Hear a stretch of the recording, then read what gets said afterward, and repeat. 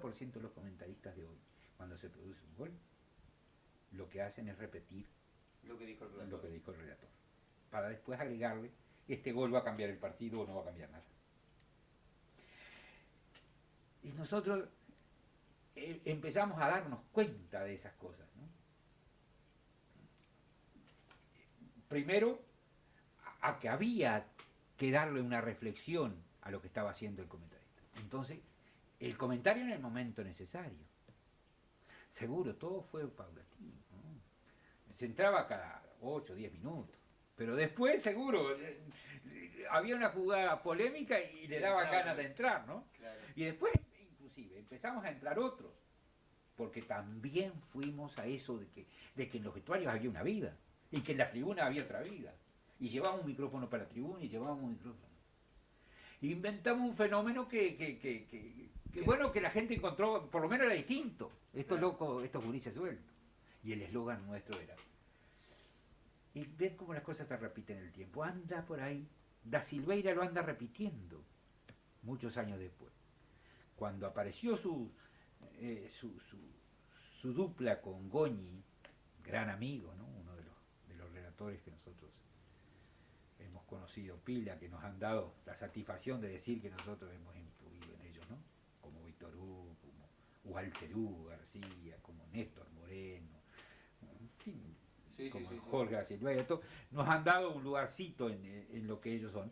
Bueno, uno de ellos ha sido Goñi, que por supuesto ha trabajado acá, como trabajó con Néstor.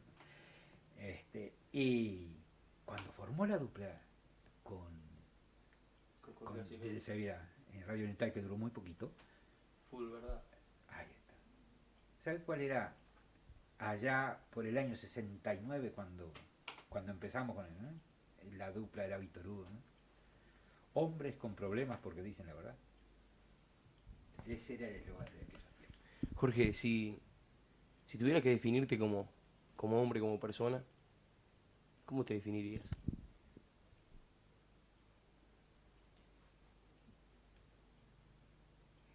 Como yo he escrito mucho de Ariel y tengo un largo poema que se llama Ariel, publicado en un libro que se llama Piedra sin agua, en que tomo a Ariel, un muchacho idealista, ¿no? De la época de Rodó, del comienzo del siglo,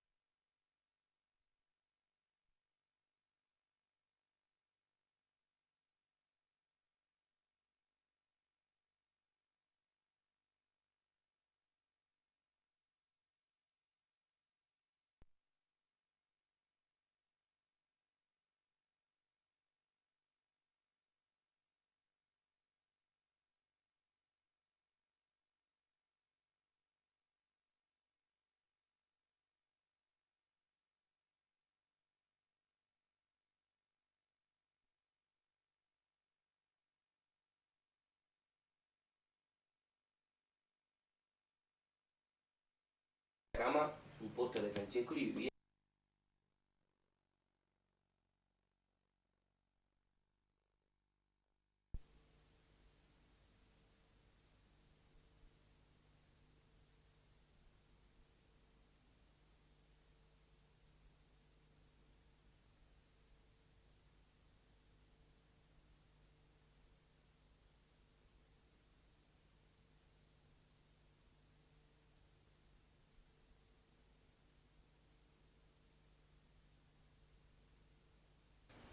Cada, por ejemplo, había un niño que el ídolo de él era Francescoli, pobrísimo. Entonces tenía en la cabecera de la cama un póster de Francescoli y vivía en los suburbios de Buenos Aires. El padre era camionero. Y él soñaba con ir al Monumental de Núñez. Bueno, y los chiquilines ya van a venir, los otros chiquilines también ya van a venir. Y él solito con la madre, el arco, y chiquito se pone a patear. De repente entra Francescoli por atrás de él. Y me dice, maestro, no me la da, dice Francescoli. Cuando el gurí chico que hace la vuelta y ve la cara de Francescoli así, bueno, la cara que ella pone. Y entonces, yo siempre le digo a mi mujer, mi sueño, si un día me dijeran que es conocer a Víctor Hugo Morales. Tú sabes que capaz que va a vivir con eso. Lo que pasa es que el pueblo nuestro es muy raro. No debe ser el pueblo, debe ser yo, pero eso no importa. Lo cierto es que yo aprendí a convivir con Rocha a la manera con que Rocha me trata. Puede ser de la simpatía, yo no le compro a nadie. Por simpático, yo no sé hacer un cuento, yo no. Bueno, cada uno es como es. Claro. Lo cierto, como uno de los mejores libros del año, en uno de los momentos históricos más importantes, 50.000 conferencias, he dado charlas, recitales, Joacán Rocha. Mañana tengo. Pero. Lo del Panadol. Pan, eso. Si le digo de cartón me matan. Pero. ¿Ah, sí? Y acompañaba yo con este hombre, con Miranda.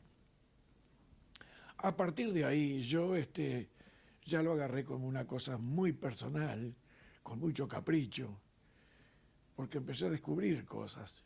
Y a medida que iba aprendiendo a dominar un poco más el instrumento, me apasionaba más porque descubría más cosas. Y de ahí llegué con la voluntad de trabajar y de perfeccionarme, de descubrir cosas, llegué a lo que llegué al final. ¿Cuál fue la primera guitarra que hizo? La primera guitarra está en Rocha, no la he podido conseguir por ninguna plata. He ofrecido una de mis mejores guitarras por esa. Todo lo que han hecho es prestármela. ¿Ah, sí? Nada más, pero no me la venden.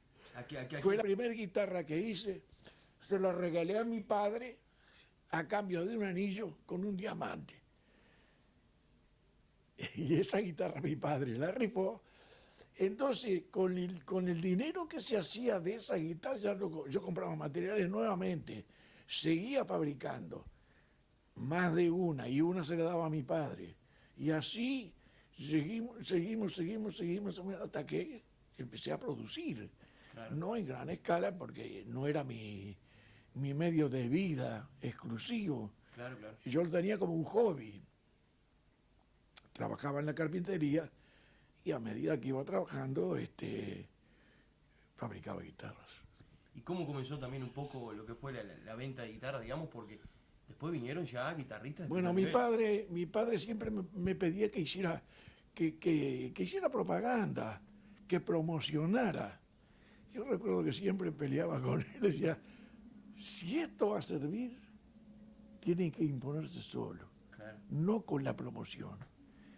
Y tuve suerte, lo que no tuve suerte de que él lo pudiera ver, que fue una de las cosas que me duele más, que lo que pude hacer con las guitarras no lo pudo ver mi padre. Estamos hablando de la primera guitarra, más o menos, ¿en qué año? Bueno, calculando así, vendrían a ser, yo tenía 22 años cuando empecé la primera guitarra y tengo 83. Sí. Hay un tiro. Hay un tiro largo. Hay un tiempo largo. Hay un tiro, hay un largo tiro.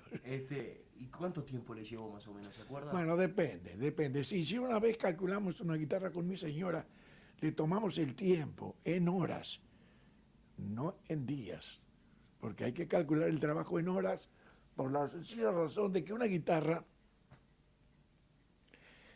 se empieza a trabajar y nunca se trabaja una cantidad de horas, como ser decir, todo el día.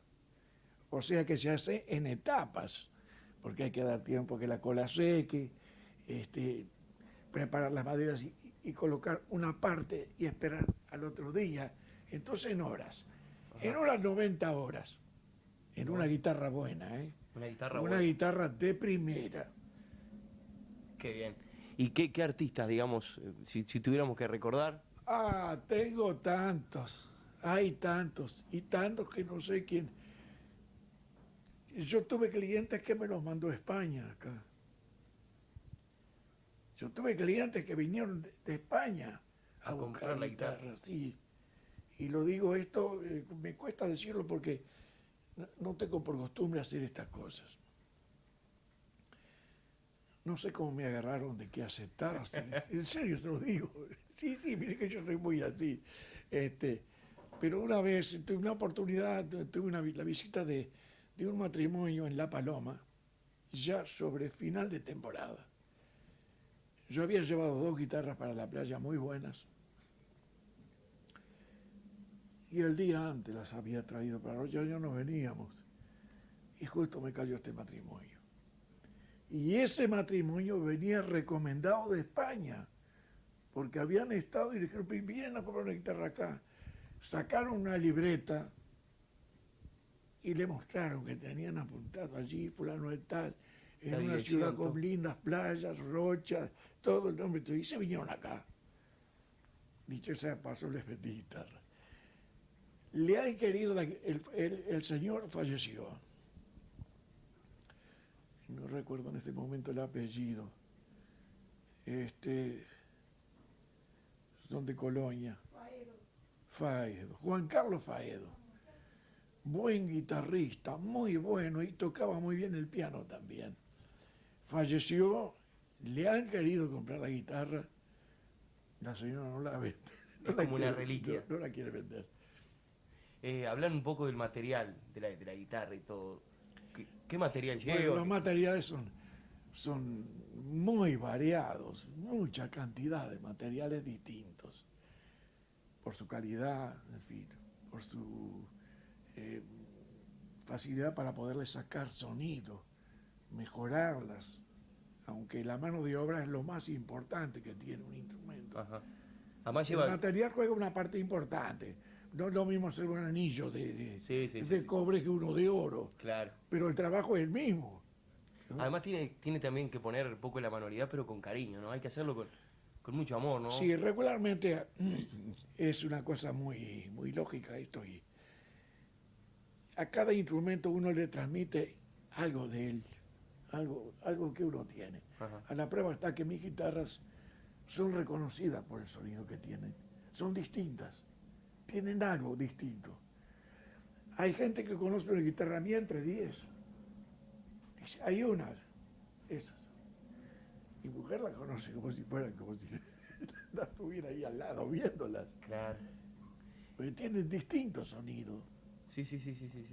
Hablando también, mirando un poco para atrás, ¿no? O sea, estuvimos hablando de lo que es la guitarra, cuánto lleva. ¿Y en qué época conoce a su señor y se casa? Bueno, yo fui divorciado, yo tuve un primer matrimonio. Pero con mi señora nos conocimos hace 42 años. Aquí en Rocho también. Por intermedio de los coros. ¿Ah, sí? Sí, aparte fui muy amigo siempre de la familia. Aquí en Rocho también. Aquí en Rocha, sí. Hablar también de un poco de lo que tiene que ver con los amigos y todo eso. ¿Qué amigo recuerda de cuando llegó a Rocha? ¿Quiénes fueron los primeros, digamos, que...? Los primeros amigos que tuve fueron los Artigalá. Darwin, Raúl y el Pitite. Fueron los 3 amigos primeros con los cuales conservo una amistad como el primer día. Qué bien, ¿eh? También contar un poco de lo que de lo que ha sido este lapso, digamos, de tiempo donde tuvo que dejar de hacer guitarras. Eso queda también un poco de tristeza, ¿no? Digamos, en el sentido de Sí, que... me trajo anímicamente, me tiró al suelo. Y me tiró al suelo por muchas razones. Una que me sacó de ese medio tan extraordinario para mí, que era fabricar guitarras, que era para mí parte de mi vida. Y en un momento especialísimo, porque yo conseguía en ese momento, después de tantos años de lucha en busca de materiales, los mejores materiales que se podían conseguir. Había hecho conexiones ¿Dónde se consiguen? de muchos lados, ¿Así? de África, de la India, de Alemania. ¿Y cómo hacía para... Tenía contactos, había conseguido contactos. Tanto así que había hecho un store de madera que vinieron de Montevideo a comprarme a mí. Son maderas muy difíciles de conseguir, son maderas que vienen de tal manera hechas, arregladas, son cortadas en la sierra, son láminas, pero gruesas. Ujú. O sea que cada fabricante después la calibra de acuerdo a sus conocimientos, a lo que él sabe, cómo él quería hacerlo, ¿no? Claro. Pero vienen envasadas de tal manera, porque son ayuntadas. Las láminas largas que de altura de 10, 11 centímetros, que son los costados, vienen ayuntadas, o sea que es cortada así, Ajá. son iguales, el veteado. Y el fondo es en dos, también, para que no haya influencia de vetas. Y vienen envasadas de tal manera como si fuera cristal. Imposible de romper. No, esas vienen envasadas de tal con fecha de estacionamiento, cuándo fueron cortadas, secado, todo una cosa, pero sí, fabulosa. ¿Cuántas guitarras hizo aproximadamente? 1500, 1500 Sí. guitarras. ¿La última? más o menos. Bueno, las 3 últimas que hice se fueron hace poco, no tengo guitarra mía. Ah, ¿no? No tengo ninguna guitarra mía en este momento porque esas 3 las terminé, que yo dije, que yo había terminado con la ayuda de uno de mis discípulos, porque yo dicté 4 años de violería en la escuela industrial, Ajá. la enseñanza de la fabricación de guitarras.